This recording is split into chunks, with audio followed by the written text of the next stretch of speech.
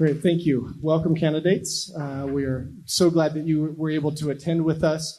I just want to do a little housekeeping item before we get started here. If you are in this room and you know and you've seen how impactful a city decision is, either by city council or a mayor, on our homeless population, would you stand up, please? Yes. Okay, go ahead and have a seat. So the importance of this meeting today is very important for years to come, for weeks, days, months, years to come, even generations, on the decisions that two of these candidates will be making moving forward, because two of the folks on this stage will become our next representatives for our city. And so that's very exciting. But I do want to just state, for today, we really want to hear their responses. We think it's very important. We think it's important for those that we care about and serve. So if you will refrain from outbursts or things like that, or shouting out, we do have the opportunity to do written questions. We want to keep a good environment so everybody can hear the candidates' thoughts. We can enjoy that opportunity. And then afterwards, the candidates will be around to ask questions to personally or have conversations with, as well as members of the media here as well, okay? So we will get started. So without further ado, we drew numbers ahead of time to see which order candidates would go in to do an opening statement. Each candidate will do a 2-minute opening statement or less. And Ben Stuckert, you are first up. No, I think that we're just going to pass this mic around. You've got a lapel mic. Oh, look at that. That's fancy. So I want to start by thanking the library system, the Homeless Coalition, the Low Income Housing Consortium, everybody for being here this morning, and especially you that came down to hear this conversation. So thank you very much. I'm going to stick my opening statements to homelessness and low income housing because that's the topic today. So my name is Ben. I grew up in Spokane. My dad spent his entire career, 38 years, working at SNAP. So I've been steeped in this conversation. I went to St. Anne's Catholic Church when I was growing up. We opened a Sunday lunch program in our community center there. So I have knowledge, personal experience with this issue. But I was just struck today. Linda walked up to our table this morning, and Linda is 67. She lived in 14-unit housing. She's shaking her hand back there. Linda, 14-unit apartment building, just got bought by a developer from outside Spokane, and they kicked everybody out. People on Social Security, people on disability. Last night, Mr. Baumgarten emailed me, and he'd been in the foster system his entire life, and he aged out of the foster system, and so he spent the last year and a half before he found housing, homeless. It's a very complicated situation. Human beings are very complicated beings. We need to be looking at this in a multifaceted way. The city is only one part of the solution. We have the federal government, which has cut housing money to our community by over 50% over the last 30 years. We have a housing crisis in Spokane. We have a crisis where there are more people on the streets than there are a shelter system that just provides the basic needs. We're not funding properly, connecting people to those services like addiction services and mental health services inside the shelter where we're providing a bed. We need to be doing more as a community, and I look forward to hearing everybody's thoughts today, and thank you for being here. Thank you, Ben.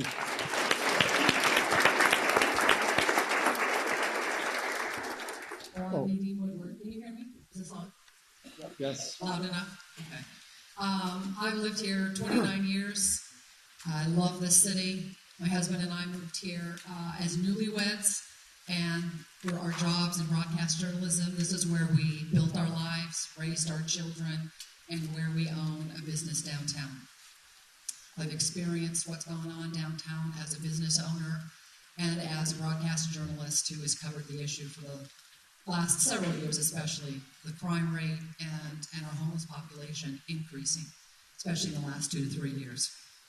I don't come from a place of political experience. I don't think political experience is the best experience, but I do come from a place of being immersed in Spokane issues for 28 years and in a position of public trust. I believe this election is about who you trust to be your next leader. After I retired from KXLY at the end of February, I wanted to get immersed in an even deeper level about what our homeless issue is about. I reached out in the first 5 to 6 weeks to more than 24 stakeholders, nonprofits, law enforcement, businesses, mental health services, drug rehab counselors, our homeless on the street and in our shelters, and discovered that the reality of what we're looking at is very complex, as we all admit, and especially you. You're boots on the ground, you're working with our homeless population every single day. I wanted to learn from you. You are the experts. And what I heard and what I learned is that the vast majority have mental illness or an addiction. And there are people, too, who fall on hard times. They're living in poverty. They're escaping domestic violence. But the vast majority, mental illness and addiction. I've also come to the conclusion that we will not solve this problem, but we have to do a better job of managing it. And we cannot do it alone as a city. We have to work collaboratively with our regional partners because Spokane cannot do it alone. But I firmly believe that we can be a model for other cities in how we start chipping away and reducing our homeless population. Thank you. Thank you very much. Cindy Wendell. Thank you. Good morning, everyone. I want to thank all of you for being here today, and those of you watching streaming, and to Joe and Kay and Maurice for your leadership. It is these are important issues, and that is why I stepped up to run for council president, because I know we can do better. Homelessness and poverty are very complex issues, and we've talked about that. Simply saying, though, that this one thing will take care of it isn't going to take care of it because it's complex. It requires partnership. It requires collaboration. It breaks my heart to see people suffering. We all walk downtown, and now we even walk in our neighborhoods, and we see it. It's not okay for someone to be alone on a sidewalk, suffering. It's not okay that we have hundreds of families and children invisible to us that are couch surfing. It's not okay, and I worry about them. Homelessness, though, is a symptom, and it's not the cause of what is going on here. And no one agency is going to solve this alone. The city is going to have to partner with other people. We're going to need each other. We need each other more now than we ever have before. We need to have compassion. We need to listen, really listen. We need to act. So I'm honored to be here today. I'm excited to hear the conversation and to continue learning from those of you that are working on this important issue. Thank you. Councilman Beggs. Yes, I'm Brian Beggs, and they asked us to give a little bit of introduction. For those of you who I don't know, I do want to thank the Homeless Coalition. Patty Norton from the Hearth brought me several years ago at my first meeting back when it was in Brown condition, and I've been up to the gathering place since then. And again, I salute you for your concern and all the work and your knowledge that you bring to it. I came to Spokane in 1981 to attend Whitworth College, and I graduated there. And I like to say I was from the Sermon on the Mount cohort of Whitworth, which was feed the hungry, visit those in prison, house the homeless, and do that. And that comes from my family values, like a lot of pastors in my family and educators. I was a social worker at Career Path Services, helping disadvantaged people get jobs for several years. And then I went to law school because I thought I could have a bigger impact. And I went to the University of Washington and then started practicing law in Bellingham. Met my now wife, Lori Powers, who's also a social justice lawyer and is assistant dean at the law school. And I've always represented everyday people against injustice. And many of those people are in poverty, many of them are homeless. And we came back to Spokane in 2004 to run the Center for Justice. And in that role for several years, I got to work with many of you on projects, criminal justice reform, landlord-tenant reform, police reform. I've been in private practice again now for almost 9 years, right downtown by the bus plaza. And so I've been downtown a long time. I just want to tell 2 quick little stories about really my journey in Spokane on homelessness. And the first is in 2004, over on Main and Division, where they didn't even have parking meters there. It was such a bad part of town when I first showed up there.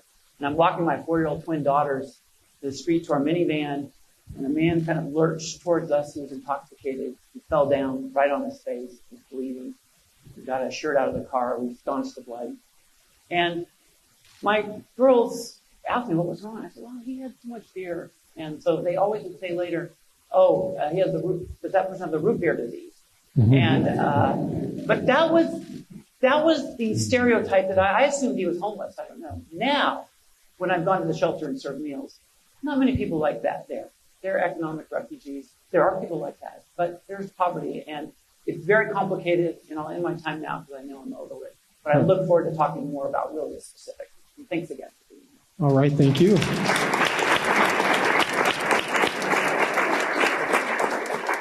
Several of you hit on this in your intro, but the first question up is, what is your knowledge and experience about homelessness and housing in this region?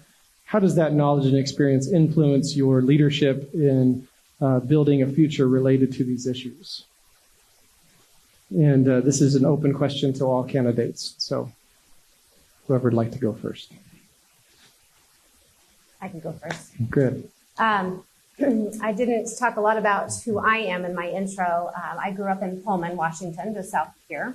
And as many of you, if you've been in small towns, the homelessness issue in small towns is not quite as visible when you are in an urban setting. I went to school like Brian did, so we grouped with the dogs. But I did grow up in Pullman. I do both. Mm-hmm. But in Seattle, I worked downtown. And I rode the bus. I left my house at 5 o'clock in the morning. I worked in financial services. And Seattle had homeless people. We've always had homeless.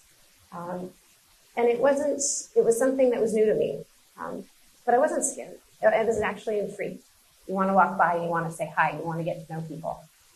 And then I moved back here after I graduated from college. And actually just not long ago, I started working. I don't work in banking anymore, but I work for Washington Trust Bank. My office is the corner office there on the Sprague and Post. And I had to write an essay for Leadership Spokane. And I was trying to think about what I was going to write about. And I thought, where I sit is the corner of humanity in Spokane.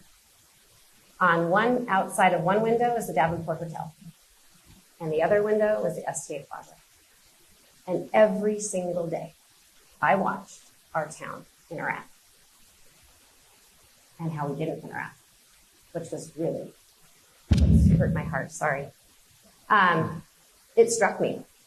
I hadn't had that type of experience with watching, not just getting to know homeless people, but watching what our community does and what we don't do for each other.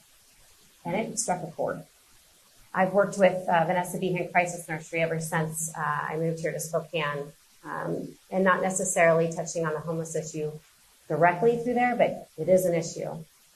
And we would see it in the eyes of the kids and in the fear of the parents and in the anxiety.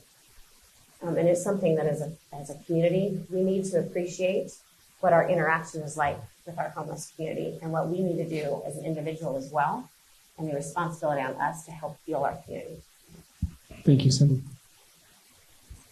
So I can, where were you going? All right. So I want to kind of personal experience. In 1995, I finished up at Gonzaga University, and downtown, by the way, in 1995 was a lot more dead, not vibrant, and I moved out of town because our community was not growing, and this was before the investment in the Davenport, investment in River Park Square. We've seen a huge amount of growth since then, but I left town for 6 years at that point, and I was living in Oakland. And I hadn't found a job yet, and I'd taken all the money I had in my savings, and I'd sold my CDs. And once I sold everything I possibly could of mine, I had enough money to either pay rent or buy food. And so I looked up and I went and found the food bank that the city of Oakland ran, and went and got 4 bags of groceries in 1995. And that actually provided me a bridge and allowed me to not be homeless and not end up on the streets. And that frames every decision I make, because sometimes when you give those essential items, that's not enabling. What that is actually providing a bridge for somebody for stability. My mom, public school teacher her entire life, was eventually a vice principal of discipline. And she told me this story repeatedly over and over that stuck with me. And this little guy was causing behavioral problems in the classroom over and over and over, and no amount of discipline would work. And so one day she fed him. And from that point on, she kept food in her office, and the number one thing was meeting those basic needs. When we meet somebody's basic needs, like emotional security, like food and shelter, we allow them to meet their higher needs and to accept help for things like mental health and addiction services. And that's where I come from, that you provide those basic needs in order to get the higher needs met. And eventually we can work towards getting more people off the streets if we provide those basic needs first. So that's my personal story. Thank you.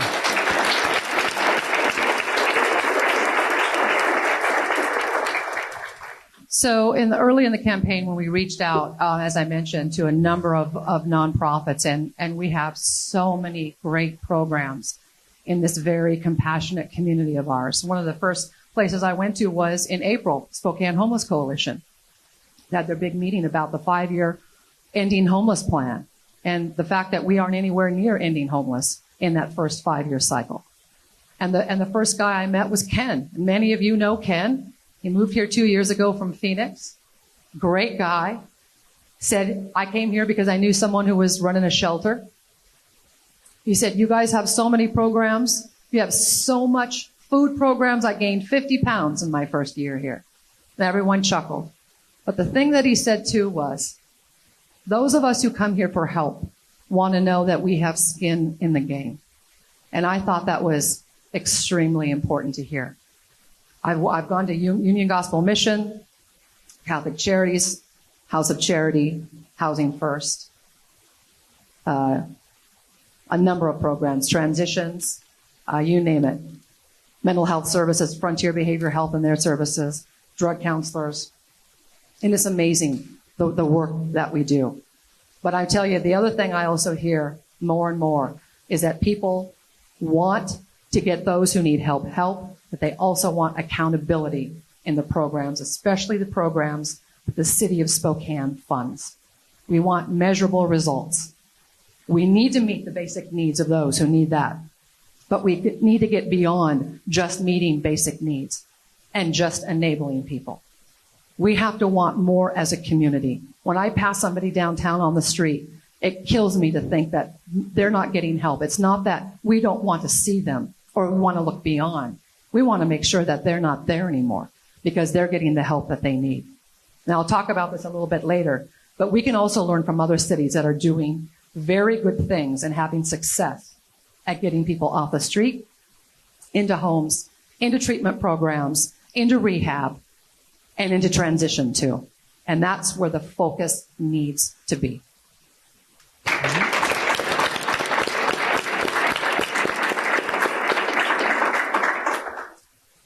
Well, I just want to echo that it's a complex issue and overlapping. But what I've seen working in social services and partnering with many of you here today and going to the shelters, not just during my campaign, but for several years, I've represented those people in court.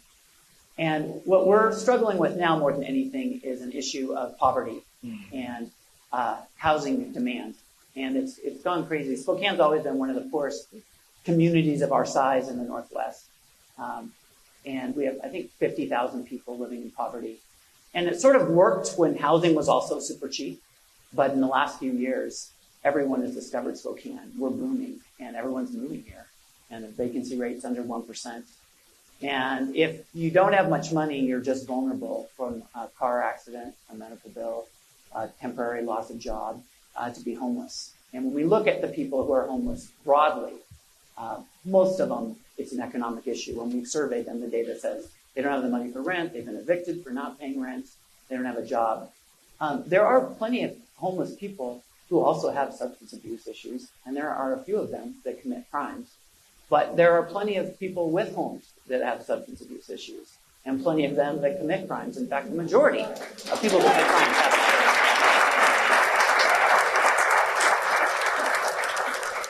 So to conflate those two is not very helpful because they're different problems with different solutions. And we are leaning in on all of them. But really, we really have to start with housing. And I'm a big believer in housing first, which includes accountability. Some people have said housing first doesn't have accountability. It has accountability. But you have to give people shelter and food and social workers in order to get them stable so that they can get the intestinal fortitude to move forward, whether it's housing, employment, feeding their addiction, solving their relationship. And so that's what I bring to the table is a broader perspective on those things, not saying it's all one or the other. And I walk by the bus plaza just about every day between my law office and City Hall. And it is actually a great mixing place for all people. And I ride the bus. And it is that time where we can come together. And I think it's a good point to say when we treat the bus plaza and homeless people as other, then that's a problem for our community. And we have to bring that together.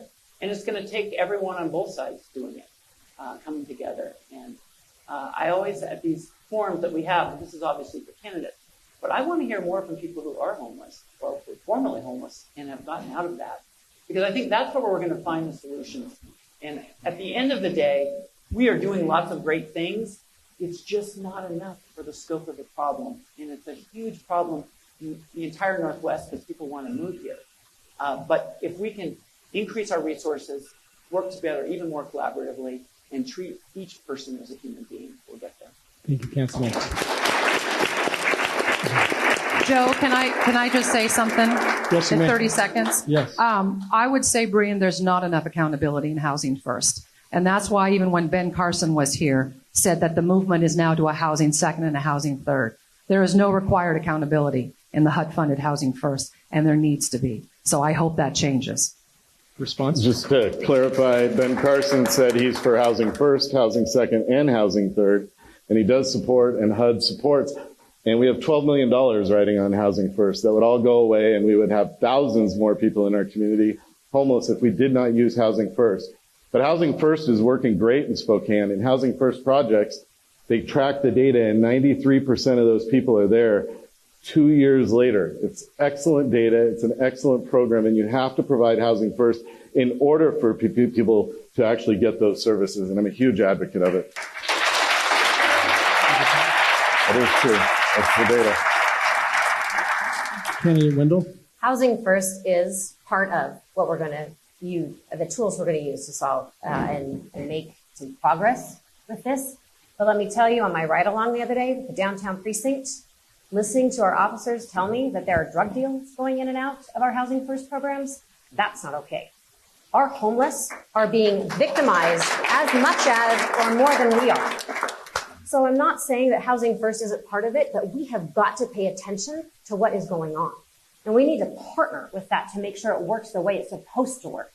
But when I sat there under the bridge and we are trying to help people get connected to services, and I'm trying to talk to people and asking them, where did you sleep last night? Where did you have breakfast this morning? And I am watching people sit there waiting for our homeless to come out of getting food at Catholic Charities for drug deals. I'm not okay with that. That's not okay for this community.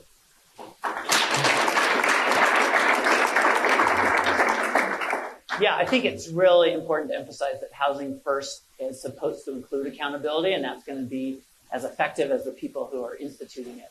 But one example we're doing in the city that I think is really a great Spokane-style solution to things is we're now sending out social workers with law enforcement out in the community at the same time. And we have law enforcement who are public safety and keeping that eye on that, and we have social workers who understand people with mental health issues and poverty issues and dealing with that. And together, they're getting fabulous results, diverting from expensive jail, expensive medical treatment. And that is what we need to bring to everything, to our criminal justice and to our housing, is services and accountability at the same time. Thank you, Councilman Beggs.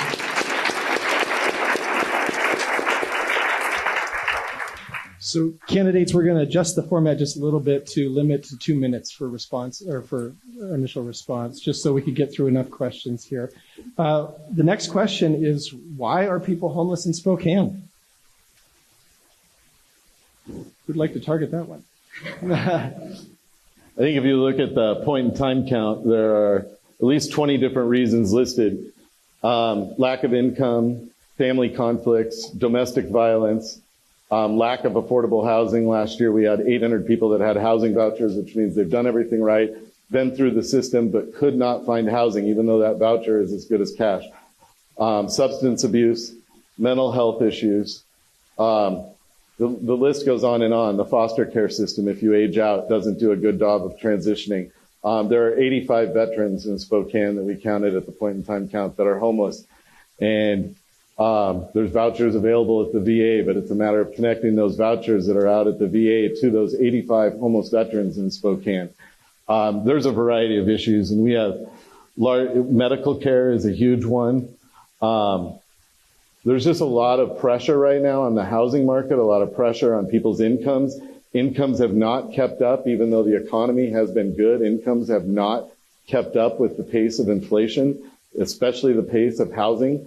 There's a variety of reasons, and we can't pinpoint one. And if we try to pinpoint it down and just say it's this or it's this, we're never going to get to those individualized solutions. We're complicated humans. We're all individuals. And that's why we need case management inside the shelter system, so that you look at where do we get those services? Is it housing? Is it mental health system? But we're not doing a good enough job by just providing a bed. We have to be funding case management inside of the system, and that's where we're failing right now. We're completely failing people when all you do is provide a bed, or in the case of warming centers, you provide a mat. That's not enough. What we need to be doing is providing people ways out. I agree. We need to be moving people forward. But after talking with all the nonprofits and the people, boots on the ground, who are doing this every single day, they say the vast majority of our homeless are mentally ill, have a mental illness or an addiction issue. Ask Judge Mary Logan, who runs community court. She created that 5 years ago. And she told me 80% of the clients that they try to move through that court are mentally ill and or addicted. That is our biggest challenge as we face this issue today, and we have to do a better job. It absolutely is. And if you're denying it, you're not facing the reality of it. There are other issues. I agree. People escaping domestic violence, people pulling themselves out of poverty, losing a job or having a medical issue and you fall behind on your bills. We have plenty of programs for those kinds of people in transition, but we need to do a better job of getting people the mental health that they need and the addiction treatment that they need. I'm learning from great cities that have had great success. Was just over in Marysville. Well, in their first year, they were able to go out onto the street. The Envision Center sounds great. We need to get out on the street where those people are and reach them where they are, in the tents, in the shelters, and on the street, and identify those who want help for their addiction. And if they have a charge pending against them or a warrant over their head, we give them a choice. And we say, we'd rather have you get help and not send you to jail. And if we do, we create a network of programs, just like Marysville's done, where there's detox, rehab, transitional housing. I would like to add job skills and community mentors from the faith community and the business community that walks these people through this process. Because if you know anything about addiction, people have lost connectivity in their life and they're finding community on the street. And we need to shepherd these people through a process. They're going to fail. They're going to come back through the process. But that, as a community, is where we need to be. Thank you.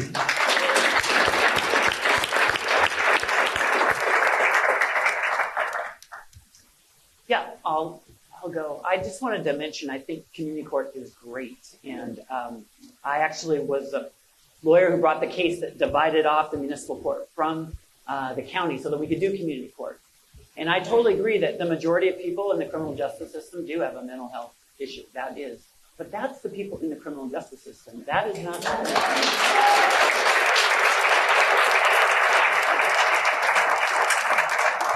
But people who are in poverty and have lost their home are vulnerable to developing mental health issues and substance abuse issues. And it's that much harder if you have one of those issues to become housed. So that's true. But I really disagree that we have plenty of programs with plenty of capacity, because I don't think there's anyone here. There's no one here that really has capacity for a whole bunch of more mental health or substance abuse. And the challenge for a city is we're not set up tax-wise to pay that. That's the state and the feds and the county runs that. And we just don't have enough resources yet. So I totally embrace we need more of those resources. And I think if we really made it a priority and developed those by working with the legislature, which we on council do regularly, and get those, you would then kind of sort out the reality from the stereotype. Because I've noticed, again, downtown, there are people down there who are just kind of troublemakers and they just get a kick out of doing it. But that's a very small group. And we can't, when we don't have beds for people and we don't have treatment beds and we don't have mental health, we can't figure out who's just a troublemaker versus who is just in trouble. And once we do that, then it's easier to hold people accountable for things of their behavior, not their existence. Thank you.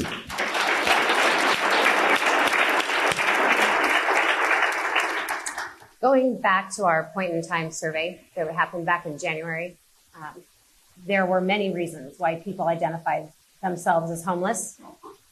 But let's be clear, the top two reasons that were the majority of why people were homeless were family conflict and lack of income. Why? We need to ask why.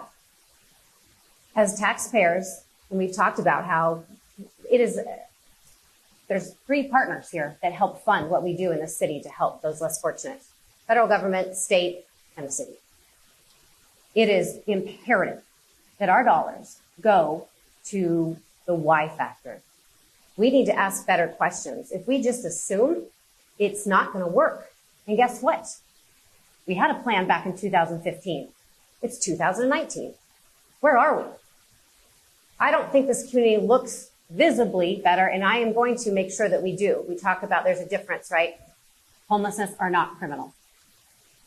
But if we've got vacancy rates that are low and housing prices that are high, what has been going on and what has this council done to help us get better? It's too late now for many people. We knew this was coming. Back in 2015, there was an article in the paper about Spokane's being discovered. It's been going on for a while. This is not new. And it's great that we're being discovered. But we need to do a better job of looking ahead, not just 3 months ahead. I'm talking years ahead. And plan for success. Plan to help those that need help. And really figure out why they need the help. We're making assumptions, and we need to do a better job of making sure that we are asking and not assuming and doing more than just going off of one point-in-time survey in January. And I'll just say too, Joe, if I can, that point-in-time survey is 1 day out of 365. It is a snapshot and not an accurate reflection of what's going on. Unfortunately, we're using that as a base for a lot of our decisions. But if you guys have a much better picture of what's going on than one night in January could ever tell us. And so I would disagree too that I'm talking outside of criminal court about our addiction issue. It's in the nonprofits as well. UGM, the majority of the people that they help and serve are addicted. Catholic Charities, the majority. Truth Ministries, the majority. Teen and Adult Challenge, the majority. It goes well beyond our courts. It concerns me when my opponent doesn't use the data that we have and instead uses anecdotal data from talking to a couple people. And it's beyond a couple people. No, if you were out there talking to people in nonprofits, you would know. Please don't interrupt me. I don't interrupt you. All right. Let's. No, my rebuttal is that the point-in-time count is used by every city in the United States. The U.S. Census, which we base all our decisions on, is a point-in-time count. We can't discount the data. Good. Real quick, audience, it's okay to applaud. Please do not cheer or scream or anything like that. And candidates, please allow the other candidates. I apologize for interrupting you, Ben. Yes. Yes. Yeah, I just want to talk a little bit about what the council has been doing in the 3 years that I've been on the council about housing things. Because, I mean, it's good news. The economy is booming in Spokane.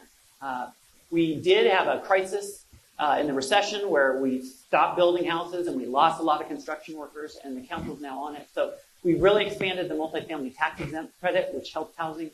We just, in the last year, updated density so that we can build more apartments in places that are zoned for apartments, more single family, smaller ones than that.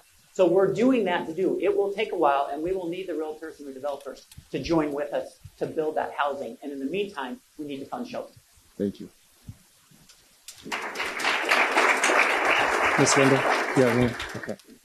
Great. The next question is, a lot of news has been made about the need for a single shelter, a new single shelter, but there's difficulties in finding an adequate location for shelter that's safe for businesses and area homes. Do you believe a new shelter for singles is needed, and where would you propose such a shelter be located? Okay, I'll start with this question. I do not believe that more 24/7 low barrier shelters are the answer.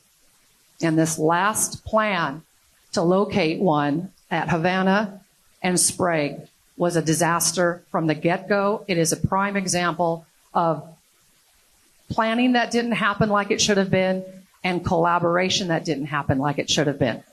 We have to collaborate with our neighbors. And there was the belief that the city was going to get help from the valley and the county on this, only they were brought to the table a little late and never got their answers, their questions answered. And they got protest. And when they had the community meeting, the city couldn't answer any of the questions from those who were there, the neighbors and the businesses. Nobody had questions. These things take planning and organization. And that was an absolute disaster. Now we're looking at the location on East 3rd, right across from the Ramada Inn. I was just over there looking at that, talked to the CFO of Daybreak. They got 2 other offers on that property too. We'll see which one comes up with the best one. Personally, I think we should wait to see what happens with the Court of Appeals in the Boise versus Martin case. I don't think we should be investing in anything before we know exactly what we can and cannot do as a city in helping our homeless and addressing this homeless challenge. Thank you.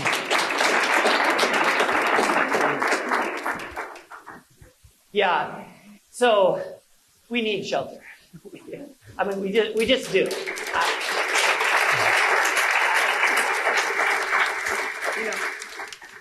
A year ago, the mayor closed about 150 or 250 beds at House of Charity, and the city council had said, okay, we get it. Too much concentration in one place is a problem, but make sure that you have another place for people to go. Because if you don't, those 250 people are simply going to go out into downtown and under bridges and on the river.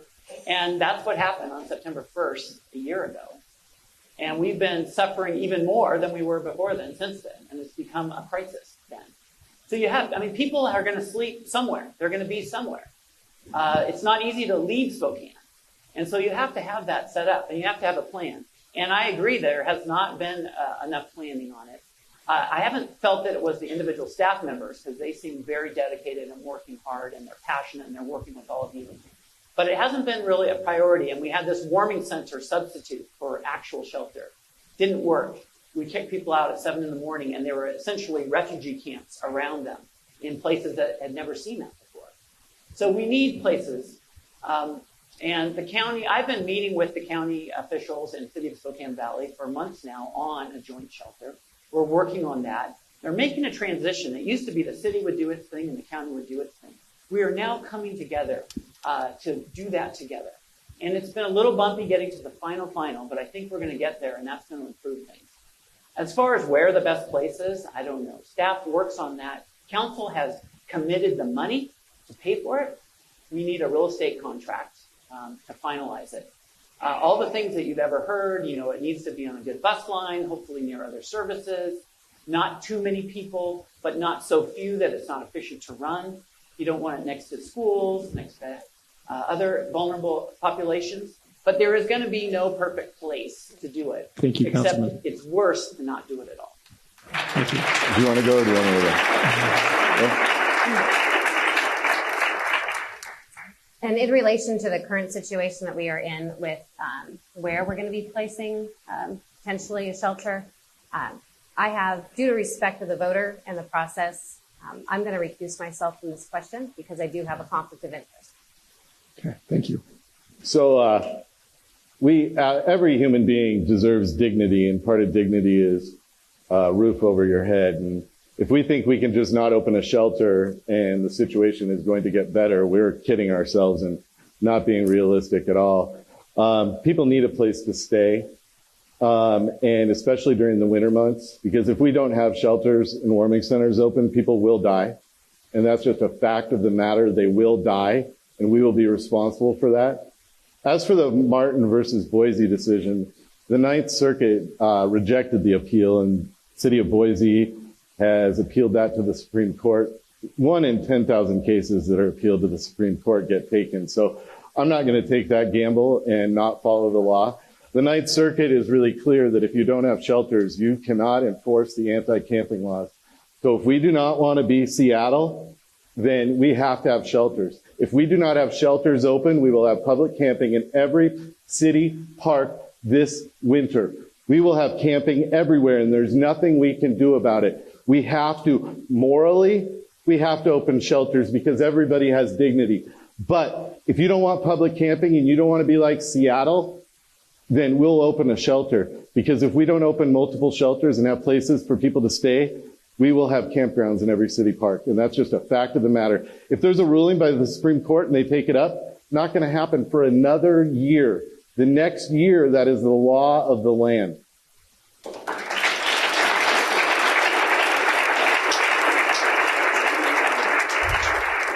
Responses? I say we wait a year and we see what happens. We can do the warming centers like we did before. Thank you very much. The shelter that they were looking at Havana and Sprague would have cost almost $2 million to purchase, and the contractor that won the bid to operate it was going to ask for $3.6 million to operate it annually. We're talking $5 million for one shelter. We don't have enough money to buy more shelters. We need to figure out what the courts are going to decide. The court shouldn't be deciding what we can do as a city. Unfortunately, we're going to have to wait that out. I think we should. Okay. In the meantime, we can contract out with warming centers. Thank you. Any other responses? All right. Vulnerable populations are often wrapped in a blanket of assumptions regarding criminal activity and perceptions of decreased safety. While at times vulnerable populations like the general population also do pose safety risks, the vast majority of those in need in Spokane are not criminals or a threat to safety. How will you seek to protect the vulnerable men, women, children who call Spokane home? First thing you do is provide shelter and a safe place to be, because if they're on the streets, they're 124 times more likely than an individual that's living in a home to be a victim of crime.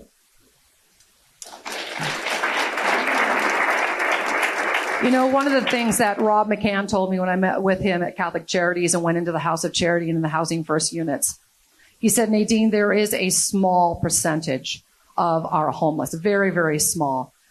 He called them the BMXers, the ones on the bikes with the backpacks that are doing all the drug deals. He said they're the ones preying on our vulnerable homeless. They watch them get their checks at the beginning of the month. They watch them cash those checks, and they roll them under the overpasses. They are our vulnerable homeless. It happens. You can laugh, but it happens. Now sorry. Thank you. But what we need to do is increase public safety downtown. I want to relocate a police precinct into the core of downtown.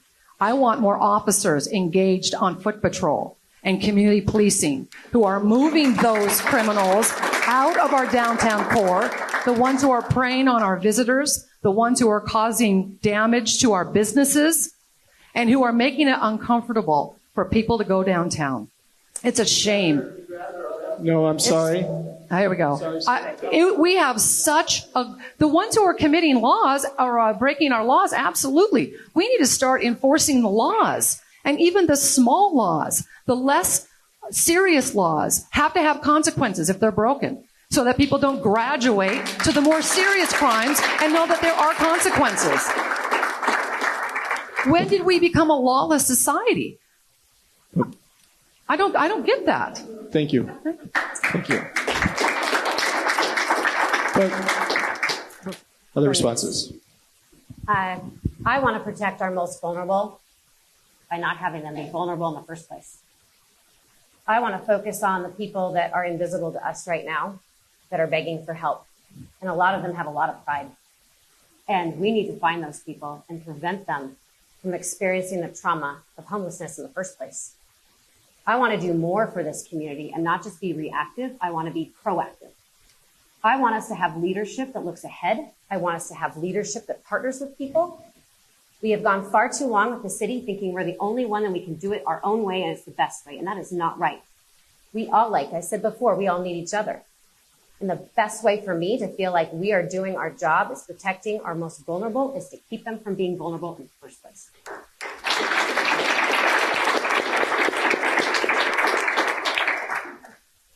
I just want to appreciate all the partnerships the city has. As you may know, we get federal and state funding, but the city itself doesn't provide social workers or programs. We contract out with folks. And I would say in the crisis we've been in the last year since the shelter space was reduced, the community of nonprofits have really come together with the city, and we've had several sessions and working with people. And that has been powerful because we've been leveraging our money and our capacity. We need more. We need to go to the legislature and say it is not enough because there are so many reasons why people become homeless. As many homeless people there are, as many reasons. And it's true. It's a lost job. It's a lack of education. It's a lack of earning power. It's a medical crisis. It's a lack of mental health care.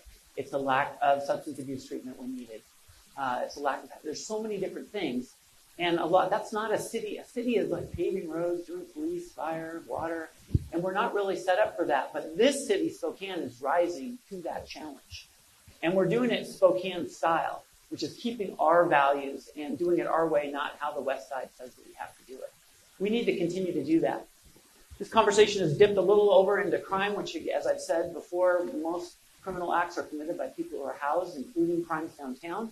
But I will say that I am for the police getting out of their cars and walking and talking with people and engaging. And they've got reasons why they've done it in the past. And so we have to meet them. I represent them as well.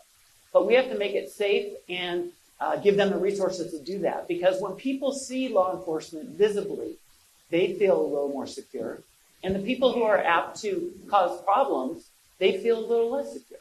And so we just need that there. And I've suggested having, I don't know if we need the whole downtown precinct downtown because the leadership says, oh, that's not going to work. We need to do that. But the second floor of the bus plaza has a lot of space. And that could be a place where law enforcement is really engaging with people. And I think that engagement as a community, instead of the us and them, is where we need to get. Thank you. I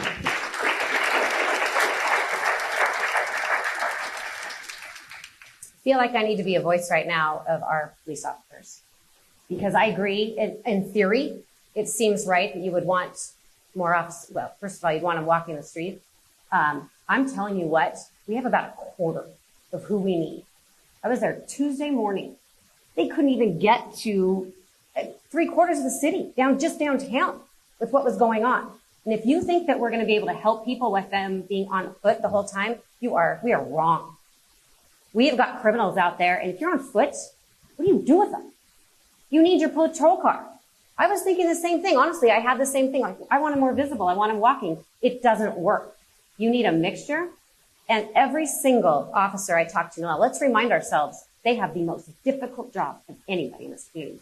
They don't know if they're going home alive every single day. What they want, they do want a precinct downtown. They said this was wrong from the very beginning. We need to listen to them too. That's when I talk about bringing everybody to the table. We're all making assumptions. We need to talk to all the stakeholders.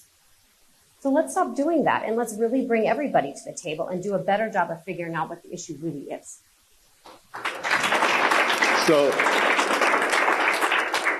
I am a bit confused when my opponent brings up public safety because she voted against the public safety levy that I sponsored. And The voters voted by 65% to hire those 20 officers, and my opponent's response was we could find a drop in the bucket of $5.8 million in the city budget, and I think that's why experience matters, because $5.8 million, as everybody in this room knows, is not a drop in the bucket. That's why I sponsored the public safety levy, and why we're going to be hiring 20 new officers in 2020. Okay. We need more police officers. I didn't think it had to be through a tax increase. We could have found that money.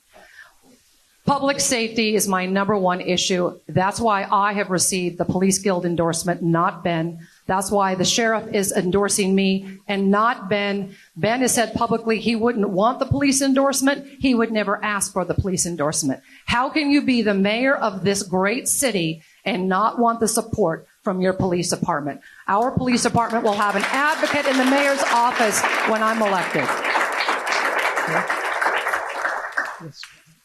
Yeah, so since I've been on the council, we've added more than 20 police positions, and then we did put that on the ballot to get 20 more. A lot of those positions haven't been filled yet, even though we voted the money. And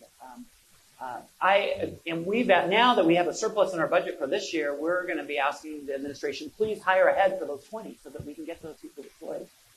And I totally agree. Of course, you're going to have police cars downtown and people walking. Right now, we only have the cars. But we need people out there. And I meet with the police union regularly and police officers, and that is true. Everyone needs to work together, and they want to work together with us, but they need more resources as well. Thank you very much. Okay. The next question, we're going to bring this back to homelessness again. 1 in 5 transgender individuals experiences homelessness. Do you believe shelters and service providers should be able to restrict those that they serve based on gender identity? Absolutely not. It's discrimination. Everybody has human dignity, and we should not be discriminating as people, especially our transgender community. They experience homelessness at much higher rates than people in our community. We can't expect to just say these people or those people shouldn't be in our system. That's why the courts have been very clear that it needs to be low barrier shelters. And so you could have as many high barrier shelters as you want in the community, and those don't count at all. And we need low barrier shelters where everybody's humanity is respected, and it's straight discrimination, and it shouldn't happen.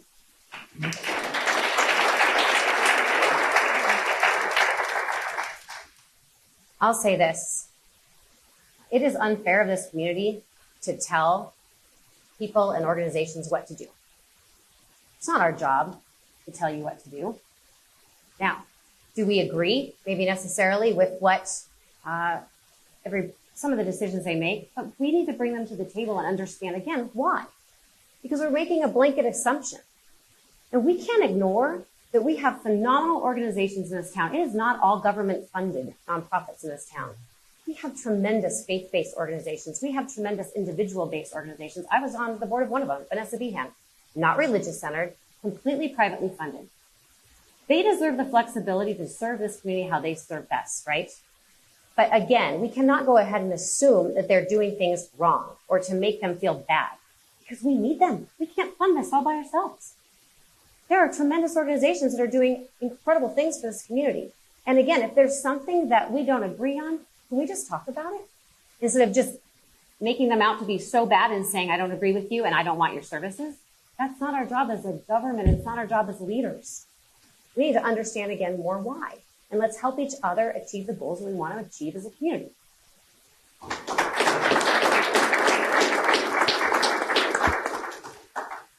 So in my legal life, I've represented several trans people to vindicate their rights under the laws of Washington, to be treated equally regardless of their gender identity, sexual orientation, and people who have lost their jobs over it. I've represented them successfully and gotten them their jobs.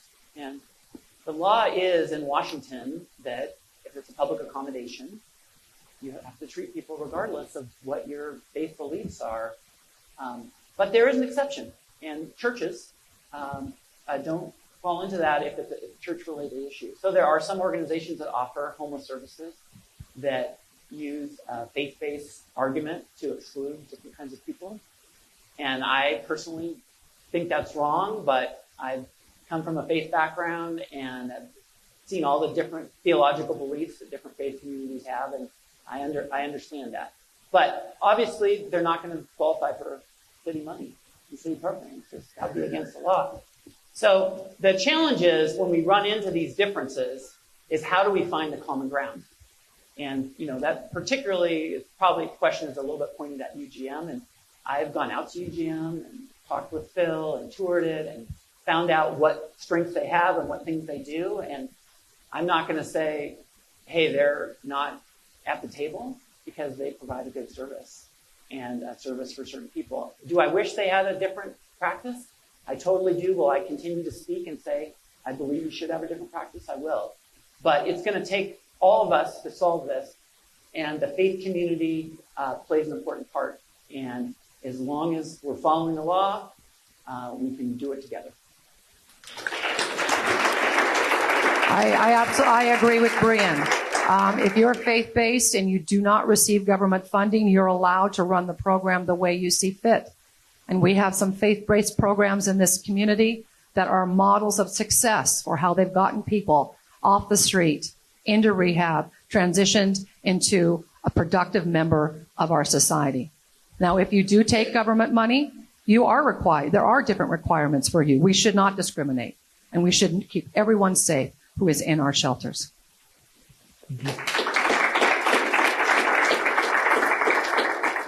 Other responses?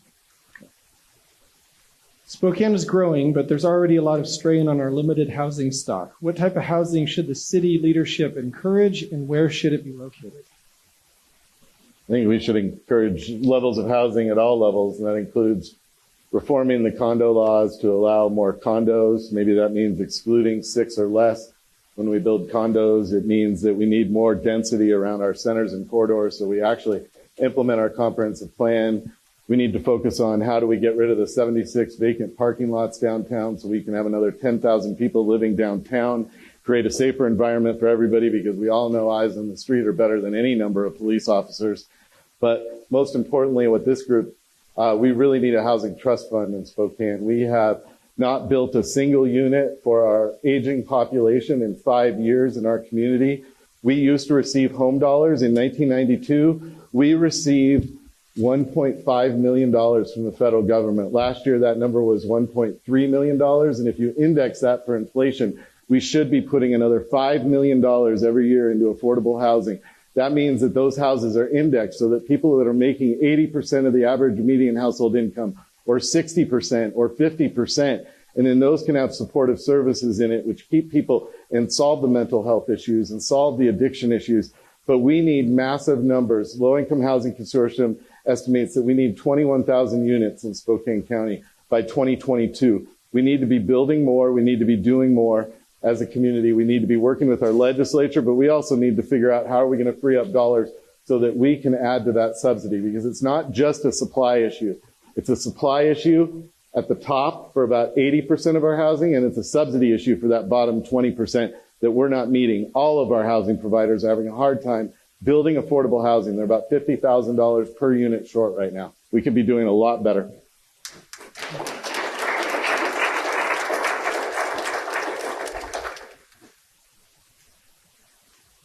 I'll go. If we wait for the federal government to take care of our affordable housing, we're right here where we are. That's what we did. We should have had more housing by now. Absolutely. That's right. We needed supply. 4 years ago, we were told we needed supply. Where is it? We know things are getting more expensive.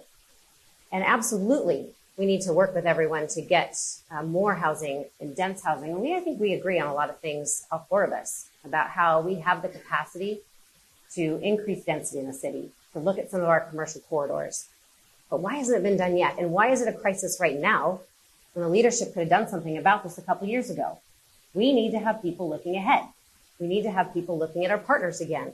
And if we are going to, as a city, create rules and more regulations that are going to make it harder for our landlords to provide and for our contractors and developers to build, guess what you're going to have? They're going to bail. And we just had corporations buy another housing unit. I just heard one of my people up here we were just talking about this morning. If you want corporations coming into this town, sit back and let the federal government wait for them to bring you your funding. We have to figure out our unique solutions here right now. We should have done it a couple years ago. But we will work hard to do it now and what we can. But we need to protect what the city is. And there are a lot of small business owners who are landlords, and they do a fantastic job. Now, there are some that we need to do a better job of code enforcement with making sure that we provide the right type of housing, safe and reliable housing. We need to do a better job of that. But we can't afford to let corporations come in here, because guess what that does? It makes it more expensive. So we do need to create more supply, and we should be doing it right now, and we should have been doing it before now. Yeah, that warning came 4 years ago, and we didn't respond correctly. This is a supply and demand issue. We've got people who want to buy homes, who are ready to move into homes, but there aren't any homes for them, so they're stuck in rentals. If we can move those people through, we would not have the situation that we have now. We also need homes and structures at all income levels, from the lower to the upper. As far as condominiums, I agree with Ben. I wish the state legislature would have passed more legislation making it easier for developers to build condominiums without the liabilities that they experience right now. I love density downtown, increase the height of buildings, do infill downtown, more people living downtown, gives us a more vibrant, healthy downtown. We need to get built. I want to do a regional land analysis, land quantity analysis that Ben and the city council pulled out of a couple of years ago, where we can locate and identify places where we can build. This isn't about sprawl. This is about building homes for people who want to buy a home. That's where we have to be. That's why I received the home builder's endorsement and the realtor's endorsement, and not Ben. And you can laugh about that. Ben wanted those endorsements, and here he is, the one who's been on the city council for 7.5 years with the political experience. I'm the one that got the endorsements because they trust me and they want to work with me on getting more homes built in our area.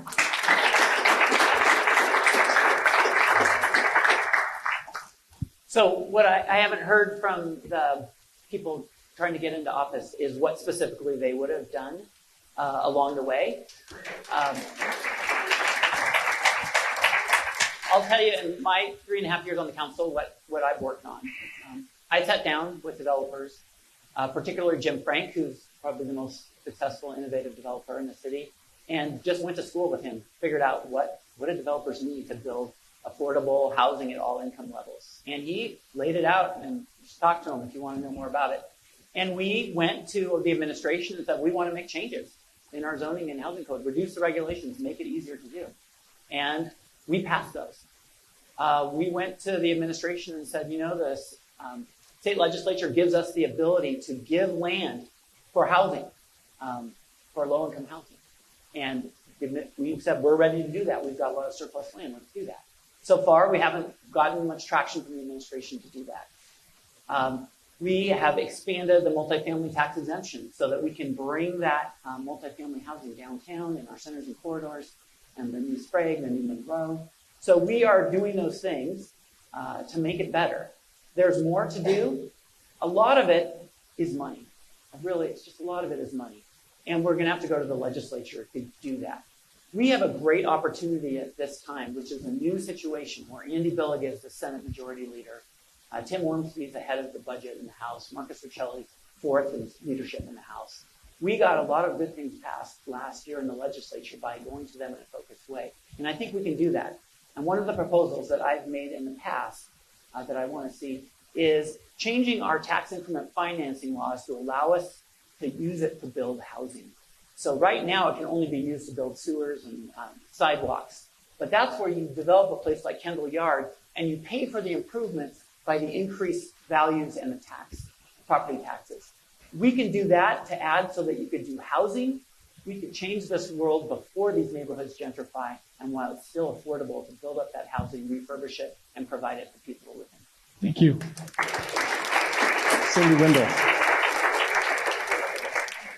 If experience gets us where we are right now with vacancy rates less than 2%, not 1%, and housing costs going up double digits every year, great. Leadership is what we need. We need a fresh perspective. There have been failed projects around the city that we could talk about, that are perfect examples of the lack of foresight and the lack of leadership and the lack of partnership. People may not know this about me. They want to assume I've been a stay-at-home mom and I haven't been doing anything for the last 12 years. I've been in banking. I've put together loans. I know financing packages, and I've been in commercial real estate, and I manage property. Thank you, Cindy. So this election is about what kind of community we want. And when you go sit and talk to the home builders and you talk to the real estate association, they want you to sprawl out and build outside the city limits. My opponent has said that she would actually consider using city dollars to subsidize housing outside the city of Spokane. You don't get to spend our utility rates on projects outside the city without sacrificing something inside the city or raising those utility rates. This is about what kind of community we want. If we want to focus on our centers and corridors and housing and density around there, that's what we have to focus on. Thank you. Actually, that's not true. I didn't say I wanted to use city taxpayer money to do that. I said what I would do is I would consider, because if we need new homes, those big developments are not going to be built most likely in the city we're landlocked. If we can do it just outside the city limits and negotiate a win-win situation with those builders, the builders pay for those hookups. Those costs are then passed on to the homeowner who's purchasing that home. The city doesn't have to pay for that.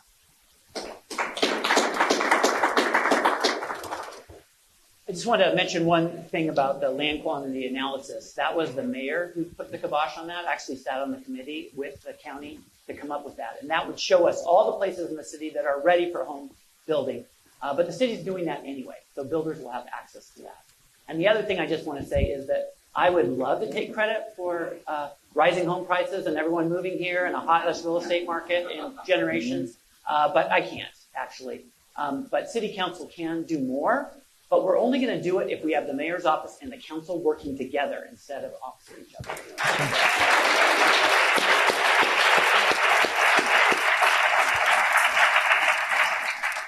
Thank you. We have had a lot of questions submitted, but we are at a time of actually having closing statements. So here's what we will do with the remaining questions. So we will compile those. We'll send them to the candidates, and if candidates would like to respond in writing to our forum, we will post those responses.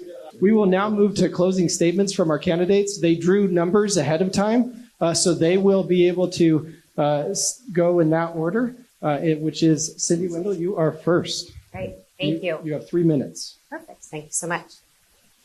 Tragedies don't just happen overnight. There are tragedies that we see, and there's a lot of tragedies we don't see. But we need to make sure that we are doing everything we can to prevent those. And it's really difficult to talk about certain programs, certain examples. Really, when it boils down to is a lack of leadership. We talk about how this council, who has had a supermajority, has had the opportunity to get things done, has had veto authority, and still things aren't getting done. It's about working together as partners and not stopping things in their tracks. It's about reaching out to all of you in the room to find out what's the right solution here for Spokane. We want to listen to you. We need everybody's input. We're going to need to stop assuming. We need to stop telling people what to do. We've got many stakeholders in this room that are very passionate about your work. I've met many of you. I'm excited to meet even more of you. This has been a great learning opportunity for all of us. But everybody needs to come together for this. And we can't sit back. Good leaders don't sit back and blame someone else for stuff that hasn't been gotten done. Good leaders step up and make it happen. Good leaders look at foresight and figure out the information they need instead of sitting back and saying, well, I didn't have that information. Sorry, it's not my fault. This city can do better, and we will do better. And I believe we will all come together to do that because we are so passionate about this issue and many others that we'll be talking about over the next 2 months. I want to thank, again, our moderators. I want to thank you for being here and for caring about our community. And I look forward to actually continuing the conversation and being able to answer some more questions.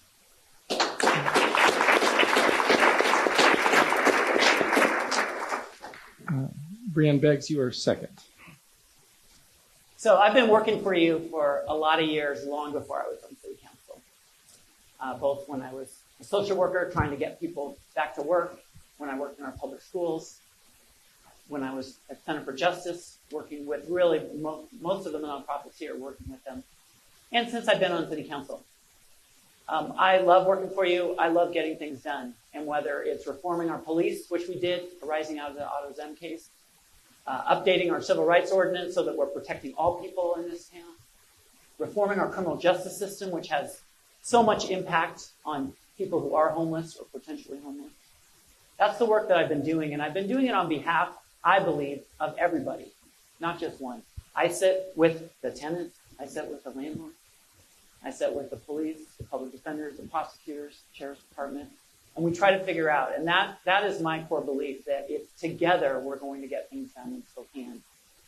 I've lived in the West Central, I've lived in Hilliard by Rogers, I lived in Logan, I live on the South Hill now. I live on a block that's zoned multifamily. I have people in apartments living on both directions on my block. My kids went and graduated from public high school. My clients have been really everyday people and so many people from marginalized groups. That's who I rub shoulders with every day. That's who I work with. And that's what it's going to take, because there's so many people who have an idea, well, if we just did this or we just did that, it's going to solve this big problem. We just cared more, we just tried. And it's really not about that. It's more complex, and yet it's simple because it's each person. Every homeless person has a story. And so many of you are engaged with understanding that story and moving them forward and empowering them. We can't do it for them. We can offer a hand. But the truth is there is not enough money and resources right now to do that. Folks like you are burnt out trying to help people. You're crying at night for people because you don't have what you need. The city itself can't supply that, but we continue to lead and support that idea that every person matters, and that if they are housed, they are more likely to conquer whatever issues are in their way. And so when it comes to homelessness, there is one big solution: more housing. And we've been working on it, but we've only gotten this much for it. But if we could get everybody on the same page and say more housing together, then we could get those resources together. But right now there's division that, oh no, we don't need more housing. We don't need more shelter. We don't need more programs. That's not going to work. We need more, but we need more together. I appreciate all your attention. This has probably been the best forum that we've been to this year. So please go out and spread the word of what you believe we need in Spokane. Thank you. Well, and I want to thank Joe and Kay and the library staff and all of you for coming here and for all the incredible work that you do. I believe that this election, the results of it, will determine where we are as a city and what we are for at least a generation. You know, when I went out and talked to the stakeholders who were involved in this homeless issue, probably the two biggest stakeholders had two very different ways of looking at it. One said, we enable. We absolutely admit that we enable, but we believe every person deserves dignity. The other stakeholder said, Nadine, you know where you get true dignity? True dignity is when you help yourself to be a better person and lift yourself out of a situation. We need to help lift people out of their situation and do a much better job of it. On primary day, I was waving signs with my volunteers. Some of them were here at Northwest Boulevard and Ash. I had a guy panhandling about 10 feet from me. I had another woman who needed assistance across the street. I was walking. She had a walker, and I helped her across the street. And I said, where are you going? She said, I'm going to that Planet Fitness that's down the street for rehab. Rehab, what happened? She says, well, back in January, I was at the Monroe McDonald's, where a bunch of my friends always buy breakfast sandwiches for the homeless. And we passed them out, and I was going back to my car and got hit by a vehicle. And one of the women came out to where I was on the ground. I thought she was going into my purse to get my cell phone to call 911. She stole that woman's wallet and left her on the ground. We can be better than this, and we need to be better than this. Our taxpayers, hardworking taxpayers, are asking for accountability, demanding accountability in our city fund programs and in the way we address this issue. And that's what we have to start doing. They are fed up. We have hardworking taxpayers that live paycheck to paycheck. We live in the poorest legislative district in our state, and we have to do a better job. of giving them the services that they provide, but holding everyone, our government, our programs, everyone accountable. That's exactly what we need.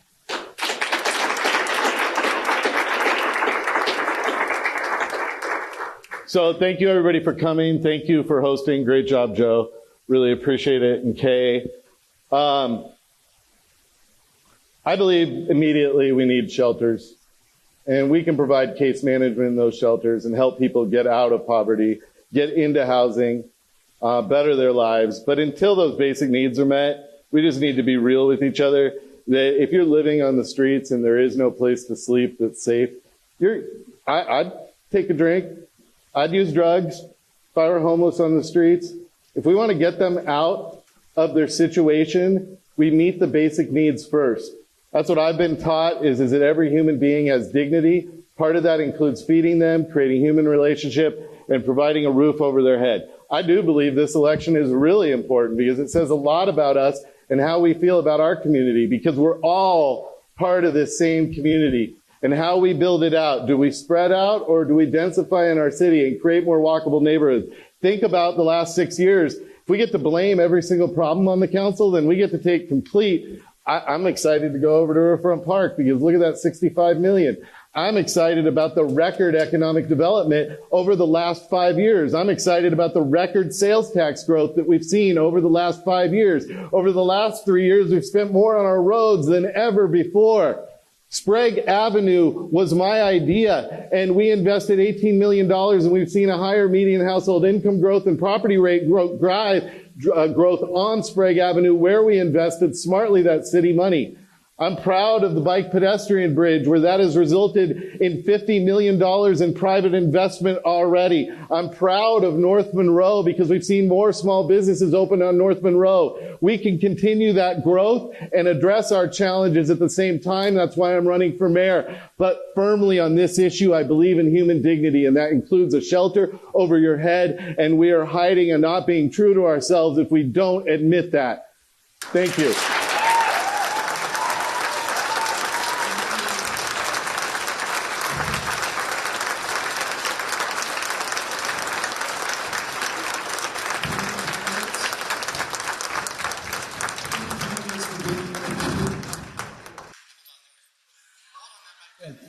Thank you, candidates, for being here. All of these candidates, nobody's paid to be here. They all volunteered to be here in front of you, as well as each of our organizations are volunteer organizations that put this on. And so we want to thank you all for being here. One of the things that is happening in homelessness is it is expanding. It's not a city issue. It's a county issue. It's a Spokane Valley issue. Spokane Valley is having their second Homeless Connect on the 13th, so next week. From 2 to 6 p.m. at Opportunity Press. So for those that you serve that are experiencing homelessness in Spokane Valley, please let them know about that event. They can attend. There will be dozens and dozens of services there that can help them there. Like I said, we will continue to post questions and send responses out that we receive back from the candidates. We will post those on our Facebook page. And so like us on Facebook, Spokane Homeless Coalition. Otherwise, our next Homeless Coalition meeting is the first Thursday of next month at the Gathering House if they are ready for us. And so we will let you know about that. I do want to thank Kay Morano and the Spokane Low Income Housing Consortium for co-sponsoring with us. Also want to thank the Spokane Public Library for allowing us this venue.